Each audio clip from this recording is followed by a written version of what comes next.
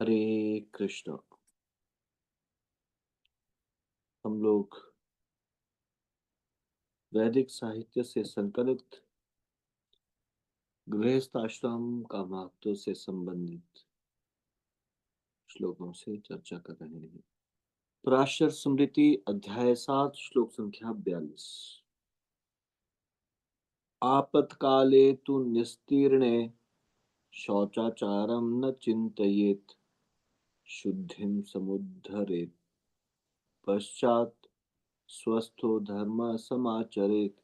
तो इसमें ये बताया कि आपत्ति काल में शुद्धि अशुद्धि का विचार ना करें, अर्थात जब अस्वस्थ हो या फिर अन्य आपत्ति काल हो।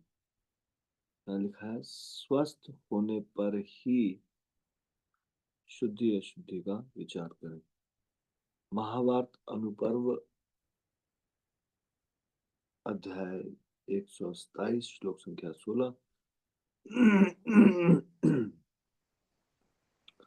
कुक्कुटेषु न केचैव हविर्नाशन्ति देवताः। जिस घर में मुर्गे और कुत्ते रहते हैं, देवता लोग उस घर में हविष्य ग्रहण नहीं करते। हविष्य अर्थात यज्ञ में देने वाली आहुति। स्कंद पुराण काशी खंड पूर्वार्ध अध्याय 40 श्लोक संख्या 47।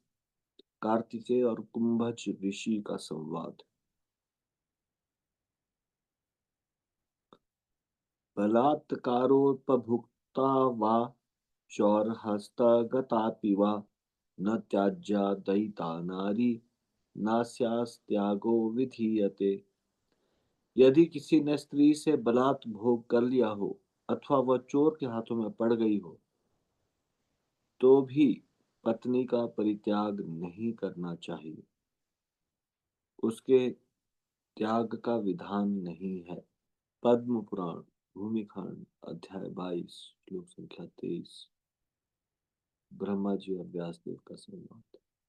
संसार वृक्षमति जीर्णमपीह उच्चम माया सुकंद करुणा बहुत शाखम जायदि संगच्छन्दनं फलितं मुरारे तत्राधिरूढ़ पतितं भगवान ही रक्षा।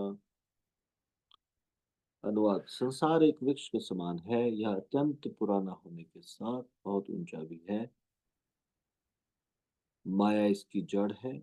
शोक तथा नाना प्रकार के दुख इसकी शाखाएं हैं।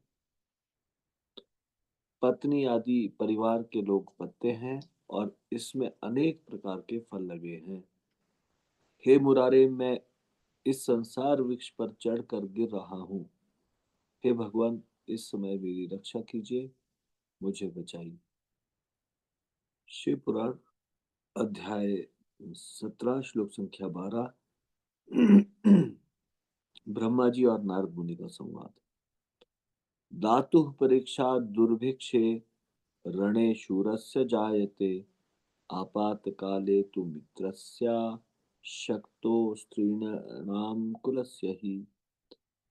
दाता की परीक्षा दुर्भिक्ष में, शूरवीर की परीक्षा रणभूमि में, मित्र की परीक्षा आपत्ति काल में और स्त्रियों के कुल की परीक्षा पति के असमर्थ हो जाने पर होती है। आदि पुराण अध्याय 7 श्लोक संख्या 16। सूत गोस्वामी और ऋषि मुनियों का संवाद। न करोति हरे भक्तिं न दानं साधु संगमं न तीर्थयात्रां कृपणः कुटुम्बासक्तमानसः। तो इसमें ये बताया गया जो अपने कुटुंब में आसक्त हो जाता है व्यक्ति, तो ना तो वो अपने कुटुंब में आसक्ति के कारण हरि भक्ति करता है, न दानम साधु संगमम, ना वो दान करता है, ना साधुओं की संगति करता है, न तीर्थ यात्रा, और तीर्थों की यात्रा भी ये सब कुछ वो नहीं करता। और फिर गरुड़ पुराण में इस संसार भौतिक जगत में का इस प्रकार से वर्णन किया है कि इस भौतिक जगत में प्राणियों का प्रेम आपस में स्वार्थ के ऊपर निर्भर है। वृक्षं क्षीणफलं त्यजन्ति विहगः शुष्कं सरः सारसा निर्द्रव्यं पुरुषं त्यजन्ति गणिका भ्रष्टं नृपं मंत्रिणः।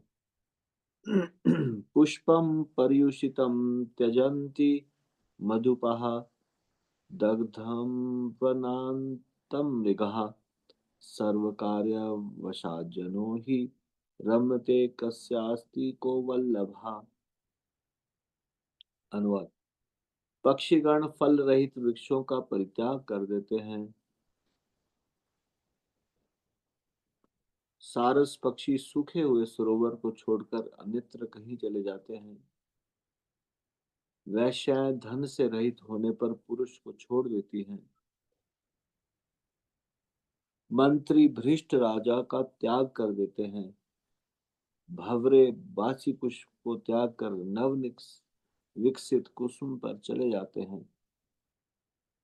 और मृग जले हुए वन का परित्याग कर अन्यत्र आश्रय लेते हैं।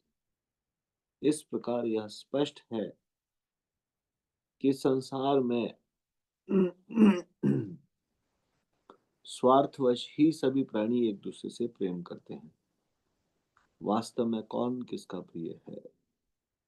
तो आज हम इसको यहीं तक चर्चा करेंगे। इससे आगे की चर्चा हम कल करेंगे। श्री नाम संकीर्तन की जय। श्री नाम प्रभु की जय। शिल प्रपात की जय। निताई गौर प्रेमानंदे। हरि हरि बोल।